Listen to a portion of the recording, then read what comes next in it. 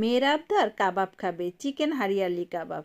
আর দেরি কেন? রেস্টুরেন্টে গিয়ে খাওয়ার থেকে ঘরে মন ভরে পেট ভরে খাওয়াটাই ভালো না? আর এত সফট আর জুসি হয় এভাবে বানালে। চলুন প্রসেসিংটা শুরু করা যাক। তো প্রথমেই আমি 1 মুঠ পরিমাণ পেঁয়াজ পাতা দিয়েছি, তারপর একটা বড় সাইজের টমেটো দিয়ে দিয়েছি, সাথে দিয়েছি 7-8টা রসুনের কোয়া, আর দিয়েছি 1 মুঠ পরিমাণ দিলাম ধনেপাতা।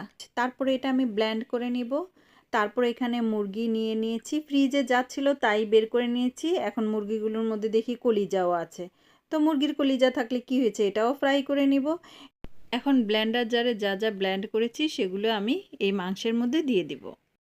1 টেবিল চামচ দিয়ে দিব লবণ, তারপর এর মধ্যে দিয়ে দিব এক টেবিল চামচ সয়া সস, আর দিয়ে দিব 1 চা চামচ কালো গোলমরিচের পাউডার, আর দিয়ে দিব 2 টেবিল চামচ টক দই, আর 1 চা চামচ দিয়ে দিব গরম মশলার পাউডার।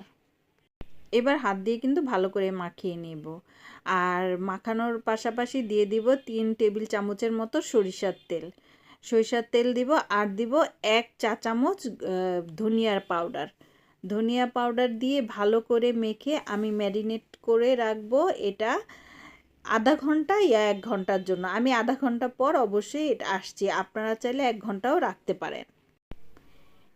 এরপর আমি এর মধ্যে দিয়ে দিব বাটারটা ভালো করে এখানে গলে গেলে দিয়ে দিব মাংসের পিসগুলা। ঠিক সেট করে বসাতে হবে, সুন্দর করে বসিয়ে এর মধ্যে যখনই আবার বাটার লাগবে আবার কিন্তু বাটার এইভাবে দিয়ে দিতে হবে।